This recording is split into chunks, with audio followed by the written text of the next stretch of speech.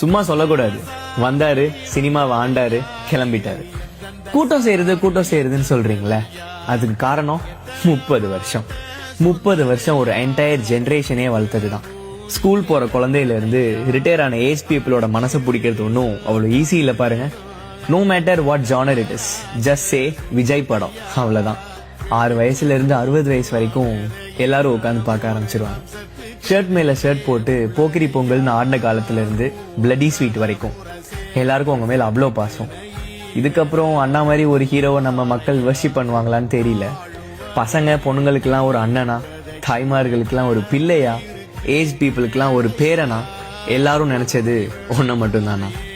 மனுஷன் சிங்கம் மாதிரி அப்படியே அந்த ஸ்கிரீன்ல வந்து நிக்கிற போல அந்த கண்ணு, அந்த நட, அந்த ஆரா, அவரோட டான்ஸ், ஃபைட்டுன்னு வர்றப்போ அந்த கூஸ் பம்ப்ஸ் இருக்கே, இனி நீ போயிட்டா என்னால அப்படி ஃபீல் பண்ண முடியுமான்னு தெரியலண்ணா.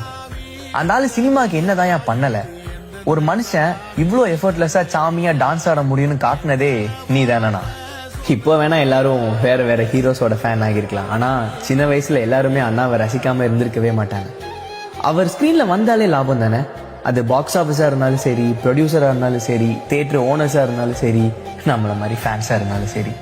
இது வர ஒரு படம் கூட டிராப் ஆகாம கன்சிஸ்டண்டா ஒருத்தர் 30 வருஷம் சினிமால பெரிய இடத்துல, அதுவும் இவ்வளோ ஹம்பிளா இருக்கிறது இஸ் நாட் எவ்ரி ஒன்ஸ். தெரியாமலோ அவரோட சின்ன சின்ன நுவான்சஸ், மேனரிசம் எல்லாம் இன்ஸ்பிரேஷனா எடுத்து இன்னைக்கு பல கோடி பேர் அவளை ஃபாலோ பண்ற ஆள்ல நானும் ஒருத்தன் நினைச்சு சந்தோஷப்படுறேன்.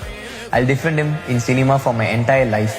உனக்குன்னு ஒரு அரண்மனை, உனக்குன்னு ஒரு ராஜ்யம், நீ ஸ்கிரீன்ல வந்தாலே வெடின்னு இருக்கிற காலத்தை விட்டுட்டு போறியேனா?